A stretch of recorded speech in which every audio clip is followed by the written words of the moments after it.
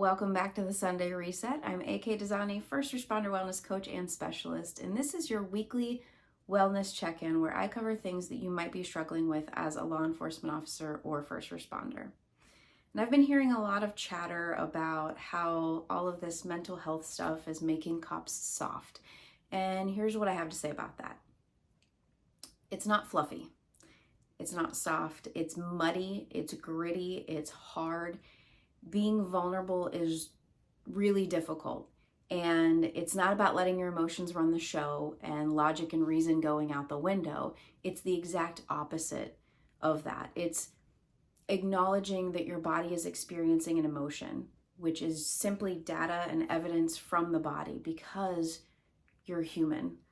Once you acknowledge that you're experiencing something, you can pause and observe it so that you do act out of logic and reason instead of reacting impulsively out of that feeling.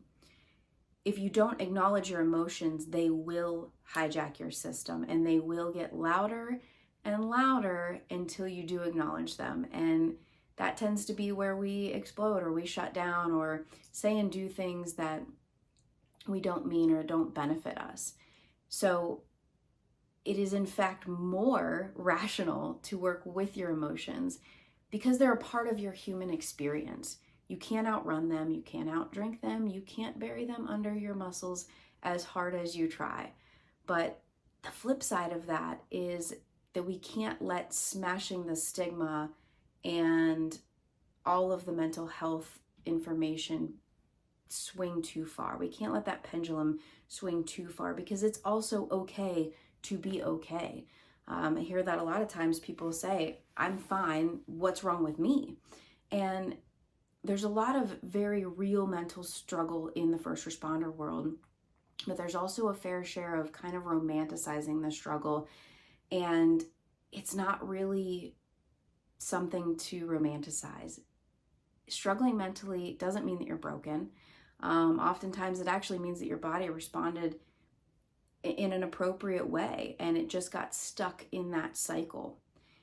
You may have experienced emotional wounds or even have a brain injury, but you are not past the point of restoration. There's a few exceptions, of course: dementia, severe TBI, medical or developmental issues, but by and large, you're not the exception. You have the ability to get unstuck. And often the origin is a protective nervous system response.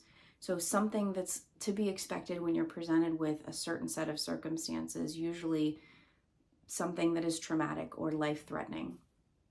And mental struggles, although common, are not trendy or something to be glorified.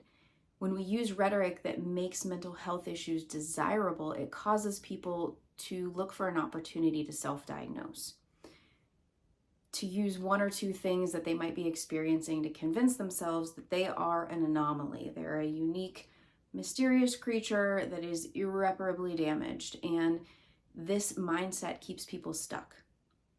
But the quicksand is full of people believing that they are sinking faster than everyone else. This severely undercuts the challenges that many are truly experiencing and often in silence.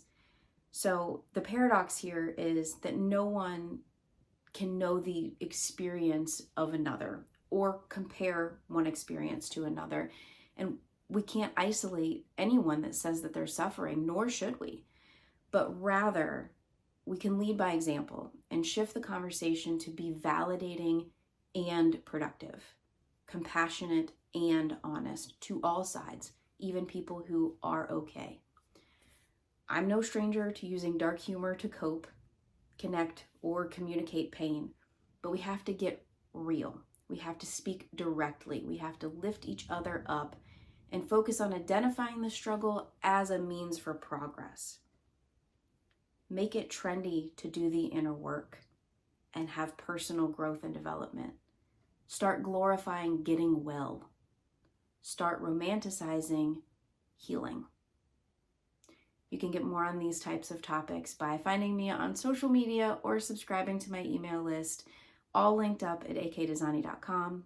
Come back and reset with me next week. Be well and stay safe.